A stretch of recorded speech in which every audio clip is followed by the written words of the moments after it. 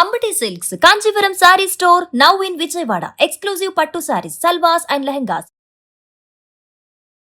ప్రపంచవ్యాప్తంగా అనేక దేశాల మీద ప్రభావం చూపిస్తున్నటువంటి ఇజ్రాయెల్, అమెరికా, ఇరాన్తో చేస్తున్న యుద్ధానికి గ్రహాలు, గ్రహణాల ప్రభావం కూడా ఉంది అని చాలామంది కామెంట్ చేస్తున్నారు. అసలు ఇందులో నిజమెంత? ప్రముఖ జ్యోతిష పండితులు ప్రస్తుతం మనతో పాటు లైవ్ కాల్లో అందుబాటులో ఉన్నారు. ప్రదీప్ జోషి గారు. నమస్తే అండి ప్రదీప్ జోషి గారు. నమస్తే అండి, శ్రీమాత్రే నమః. ఇప్పుడు జరుగుతున్నటువంటి ఏదైతే ఇజ్రాయెల్కి, అమెరికాకి, ఇరాన్తో జరుగుతున్నటువంటి యుద్ధం ఏదుందో దాంట్లో గ్రహాలు, గ్రహణాల ప్రభావం కూడా ఉంది. దానివల్లనే ఇలాంటి యుద్ధ వాతావరణం ప్రపంచవ్యాప్తంగా నెలకొన్నటువంటి పరిస్థితి ఉంది అని చెప్తున్నారు. నిజంగా యుద్ధాలకి, గ్రహాలకి, గ్రహణాలకి లింక్ ఉంటుందా సార్? అసలు వాటి ప్రభావం యుద్ధాల మీద, యుద్ధ వాతావరణం రావడానికి ఇలా కారణాలు అవుతాయా అసలు? కరెంట్ గా ఉంటుంది, అందులో డౌటే లేదు. ఓకే. నేను ఆల్రెడీ ఇంతకు మునిపే మీకు సుమన్ టీవీకి వివిధ ఛానల్లో నేను ఇంటర్వ్యూ ఇచ్చినప్పుడే చెప్పాను. 2026 సంవత్సరంలో యుద్ధాలు వస్తాయి అని చెప్పాను. పరాభవ సంవత్సరం మన సాంస్క్రిట్ లో క్లియర్ గా, మన ఏన్షియంట్ టెక్స్ట్లలో క్లియర్ గా చెప్తుంది ఏ సంవత్సరం ఏం జరుగుతుందో. సంవత్సరం పేరుతో మనం తెలుసుకోవచ్చు. ఓకే. పరాభవం, ఇప్పుడు పరాభవం నామ సంవత్సరం వస్తుంది. పరాభవం అంటే అర్థం ఏంటి? ఓడిపోవడం.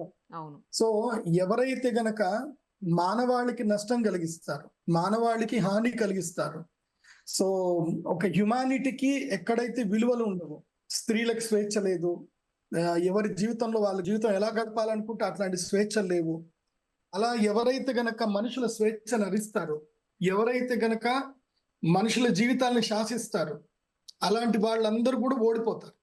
సో అదే ఇప్పుడు జరుగుతుంది. పరాభవ నామ సంవత్సరం అదే జరుగుతుంది. ఇప్పుడు ఇరాన్ యుద్ధం కానీ, తర్వాత వేరే ఏ యుద్ధాలైనా సరే, యుద్ధం ఎందుకోసం వస్తుంది? ఏదో ఒక ఆటంకం జరిగి యుద్ధం వస్తుంది. దానికి ఏంటంటే గనక మనుషులందరూ కూడా థింకింగ్ మీదనే ఉంటారు.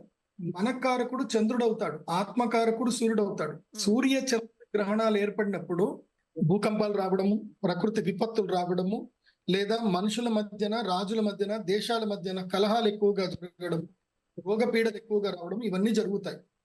మనకి ఎగ్జాంపుల్ కనుక చూస్తే, అంటే ఇది ఒక్కసారి ఇప్పుడు గ్రహణం జరిగింది కదా, ఏదో యుద్ధం ఆల్రెడీ ఎప్పటి నుంచో డిస్కస్ జరుగుతున్నాయి, గ్రహణం అప్పుడు యుద్ధం వచ్చింది కాబట్టి దీనికి మీరు లింకప్ చేసుకుంటున్నారు అని అంటారు. అది అబద్ధం. ఎందుకోసం అంటే ఆల్రెడీ జ్యోతిష్ శాస్త్రంలో క్లియర్ గా చెప్పారు. మనకి డిసెంబర్ 19వ తారీఖు షష్టగ్రహ కూటమి 2020లో ఏర్పడింది. దాని తర్వాత ఏమైంది? లాక్డౌన్ అవ్వడము, అసలు ఎవరు ఊహించినంత భయంకర వ్యాధులు వచ్చాయి. సో అది ఏమిటి? అది వికారి నామ సంవత్సరం. వికృతి, వికారము అంటే మొత్తం వికారంగా ఉంటుంది ప్రపంచము. వికృతి నామ సంవత్సరం. తర్వాత 2021లో శార్వరి నామ సంవత్సరం వచ్చింది. మొత్తం అంతా కూడా చీకట్లోకి వెళ్ళిపోయింది. ఎంతో మంది జీవితాలు చీకట్లోకి వెళ్ళిపోయాయి. సో తర్వాత అందరూ జంప్ చేశారు, అక్కడ నుంచి ఆ బాధల నుంచి బయటపడ్డారు. శుభకృత నామ సంవత్సరం మంచి జరిగింది. విశ్వావసు, అది కూడా కొంచెం మంచి జరిగింది. కాకపోతే ప్రకృతి విపత్తులు ఏర్పడ్డాయి. ఎందుకోసం అంటే పోయిన సంవత్సరం కూడా మనం ఆల్రెడీ షష్టగ్రహ కూటమి జరిగింది, పంచగ్రహ కూటమి జరిగిందని మనం డిస్కస్ చేసాం. విజయవాడలో విపత్తు వచ్చినా కానీ, కేదార్నాథ్ లో విపత్తులు వచ్చాయి. ఇప్పుడు కూడా అదే జరుగుతుంది. ఫల్గుణ మాసంలో ఫల్గుణుడు అంటే ఎవరు? అర్జునుడు. అర్జునుడు దేనికి? అర్జునుడు చెప్పగానే మనకి ఏం గుర్తుకొస్తుంది? యుద్ధం గుర్తొస్తుంది. భారత యుద్ధమే గుర్తుకొస్తుంది. సో ఫల్గుణ మాసము లోపల మనకి అమావాస్య, తర్వాత మాఘ అమావాస్య రోజు వచ్చింది. అంటే పాల్గొన మాసం ప్రారంభమయ్యేటప్పుడు అమావాస్య రోజున సూర్యగ్రహణం ఏర్పడింది, ఇప్పుడు చంద్రగ్రహణం ఏర్పడింది.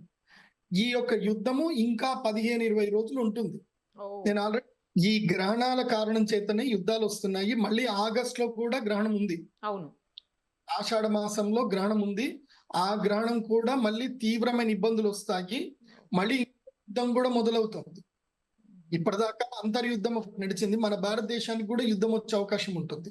ఎప్పుడు ఆ టైంలో మీరు ఇప్పుడే చెప్తున్నాను, ఇది రికార్డ్ చేసి పెట్టుకోండి. మళ్ళీ సూర్యగ్రహణం, చంద్రగ్రహణం జరగబోతుంది.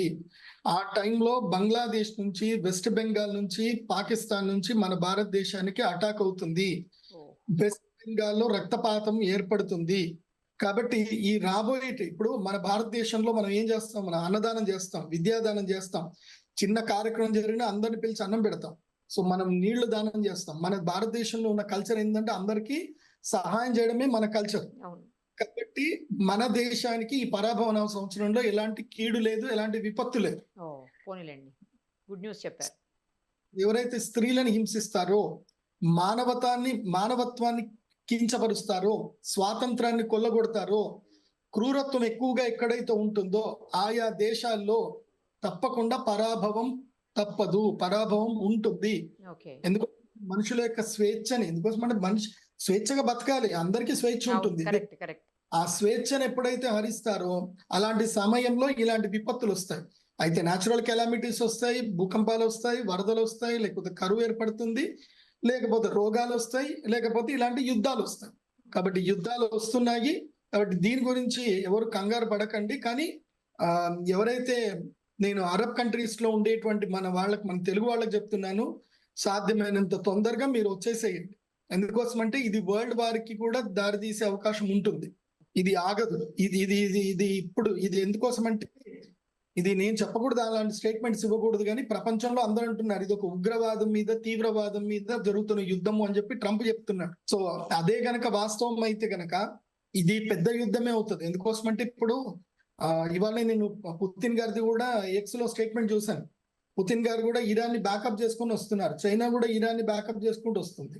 So if China and Iraq backup చేసుకొని వచ్చాయి అని అంటే, సో మళ్ళీ ఇటు అమెరికాకి భారత్, ఇజ్రాయెల్ కి ఎట్లాగా భారత్ సపోర్ట్ చేస్తుంది. సో ఇట్లా మెయిన్ పెద్ద పెద్ద కంట్రీస్ ఉన్న ఈ 6 కంట్రీస్ గనక సపోజిట్ అయిపోతే గనక ఇది వరల్డ్ వార్ కిందకి దారి తీస్తుంది. కాబట్టి ఇది వరల్డ్ వార్ కింద కూడా దారి తీసే అవకాశం ఉంటుంది. కాబట్టి నేను తెలంగాణ వాసులకి, ఆంధ్ర వాసులకి, ముఖ్యంగా భారతీయులకు అందరికి కూడా చెప్తుంది ఏంటంటే, ఇకపై పరాయి దేశాలకు వెళ్ళడం మానండి. కువైత్, వేరే ఎడారి దేశాలకు వెళ్ళకండి. అక్కడ కష్టాలు పడి, బాధలు పడి, భార్య పిల్లల్ని దూరం చేసుకొని ఎందుకండి ఈ జీవితం, బతికే జీవితమే కొన్నాళ్ళు బతుకుతాము. హ్యాపీగా ఉన్నంతలో సంపాదించుకొని కారమన్నమో ఏదోటి తిని భార్య పిల్లలతో హ్యాపీగా ఉండక అక్కడెక్కడో వెళ్ళిపోయి ఎడారి దేశంలో డబ్బు సంపాదించి ఏం చేస్తారు? ఏముంటది చెప్పండి? సుఖపడను అనుభవించని డబ్బు నీకు నిరర్థకం. కరెక్ట్ చెప్పారు సార్. అవును. పిల్లలతో లేకుండా, పిల్లల్ని దగ్గర లేకుండా, భార్య దగ్గర లేకుండా, దూరం ఉండి వీడియో కాల్ మాట్లాడుకొని ఏమా బతుకులు అవన్నీ కూడా.